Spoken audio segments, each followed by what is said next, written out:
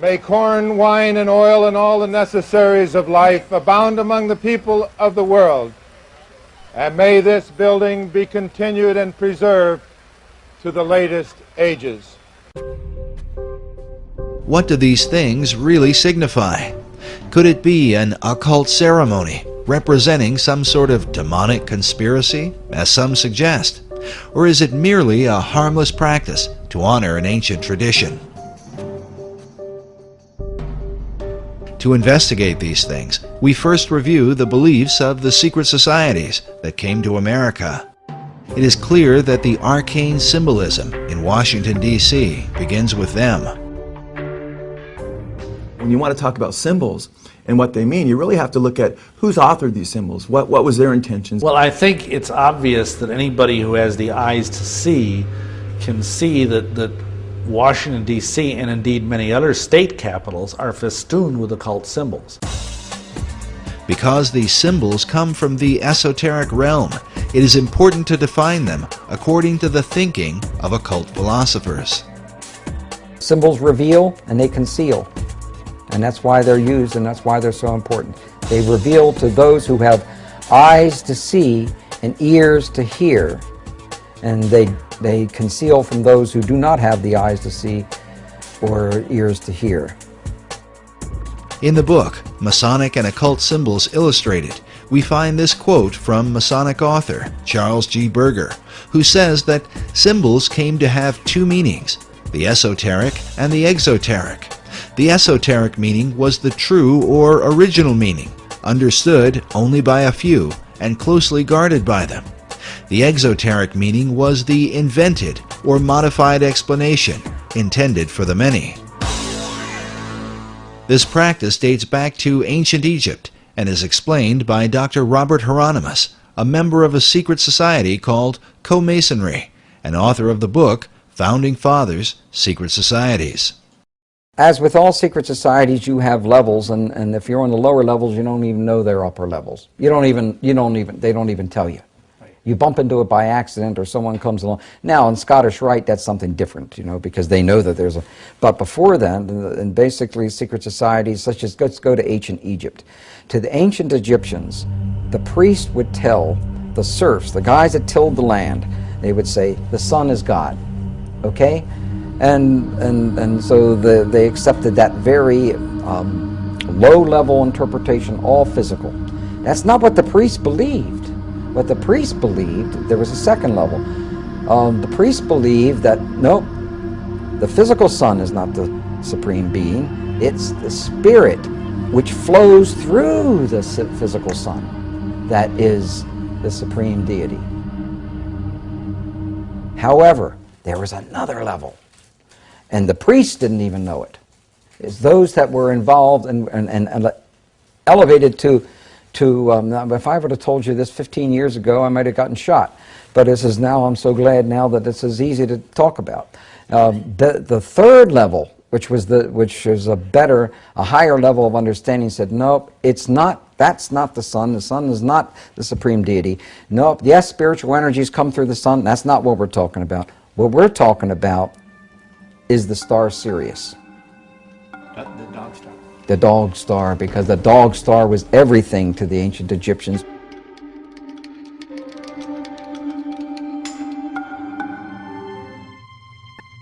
Sirius is said to have been the most important star in the ancient world.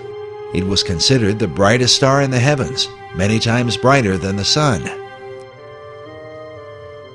The Great Pyramid was built to synchronize with Sirius, so that the light of this star would shine into the Queen's chamber, supposedly to cast a beam upon an initiate during a ritual. Sirius is considered to be the dog star. It's considered to be the most evil star in the Egyptian pantheon. And the reason for this is because in ancient Egypt they depended on the Nile. And during the time when Sirius is in its ascendancy, which is in late July and early August, was the time of drought. It was a time when the Nile was at its most weak in terms of being used for crops. And so the Egyptians thought this as a time of blasted blight, drought, and evil. Interesting thing about all of Freemasonry is Symbolism is ultimately very important. They don't put a lodge in the east because it's a nice place and it looks good. They put it in the east, the masters have put it in the east, so because It's the rising sun. it's the rising sun, you're catching the energies of the light. As Dr. Hieronymus revealed earlier, the real light shining in the east for the Egyptians was not merely the sun, but the light of the dog star, Sirius, which some believe holds a more sinister implication. This dog star also has relations to the idea of modern-day ceremonial magic and modern-day Masonry. This was especially true for 20th century occultist and Freemason Aleister Crowley, who openly practiced ceremonial magic and was a member of a secret order called the Order of the Silver Star. The Silver Star was a reference to Sirius. Masons teach that at the center of every Masonic lodge there's a five-pointed star right underneath the altar upon which the candidate is obligated. But the thing is, what they don't tell you is that five-pointed star represents Sirius, which is regarded as a satanic symbol. There is perhaps no symbol that evokes occult suspicion like the figure of the pentagram, which from ancient times was associated with the dog star Sirius. Masonic philosopher Albert Pike wrote that Sirius still glitters in our lodges as the blazing star. The blazing star is an ancient Gnostic term for Sirius, and as shown here, is symbolized in Freemasonry by the five-pointed star or pentagram. According to Pike, this symbol in Masonry dates back to the pentalpha of the Greek philosopher Pythagoras. The pentalpha gets its name for the 5 alphas or Greek letter A's which make up its composition. Typically in Freemasonry, you see the five-pointed star with the nose point down. Now, there's even a division in Masonry which considers this the evil side of Freemasonry as opposed to the non-evil side. For example, Freemasonic lodges in New York do not use the nose side down star. They turn it around so the nose is pointing up, and they consider that a good variety of Freemasonry. Here is an upright Masonic star, which is another type of the blazing star mentioned earlier. Some believe this representation of Sirius may be the origin of the five-pointed stars which adorn the American flag, as well as the stars that adorn the Statue of Freedom on top of the U.S. Capitol. Incredibly, these same five-pointed stars were carved by Freemasons into the ceiling of Rosslyn Chapel in Scotland more than 500 years ago. Because Sirius is said to arise in the east, it also became known as the Eastern Star. To the Egyptians, Sirius was identified with the dog god Anubis, which is where the name Dog Star comes from. Anubis was said to have guarded the gates of death and was the protector of mysteries. Meanwhile, the Romans recognized Sirius as Janitor Letheus, or the Keeper of Hell.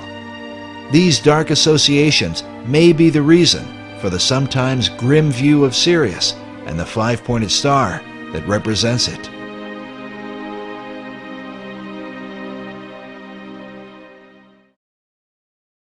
But Sirius was also associated with the Egyptian goddess Isis, and here, as we connect the dots, a more complete picture begins to emerge.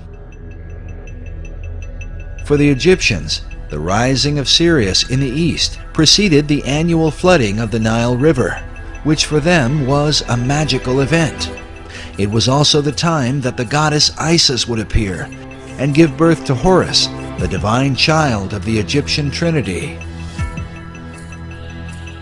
The all-seeing eye is also called the Eye of Horus, and in Freemasonry, Horus symbolizes the Masonic concept of a Christ.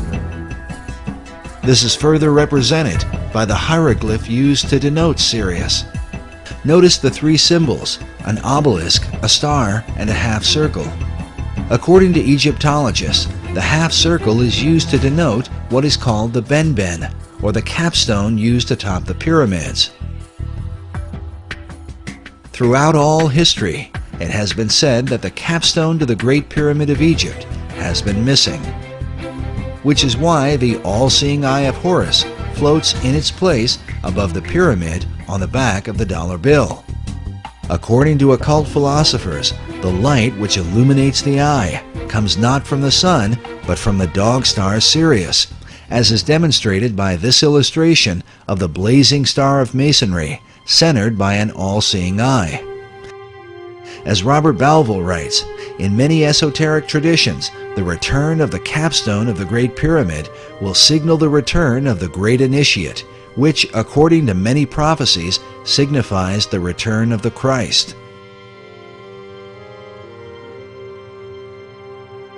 Albert Pike describes the Masonic Trinity as expressed through Sirius and the symbols that are seen in most all Masonic halls. Notice this image with the sun on one side and the moon on the other, while the all-seeing eye sits in between with light blazing behind it. Pike writes that the sun and moon represent the two grand principles, the male and the female. Both shed their light upon their offspring, the blazing star, or Horus.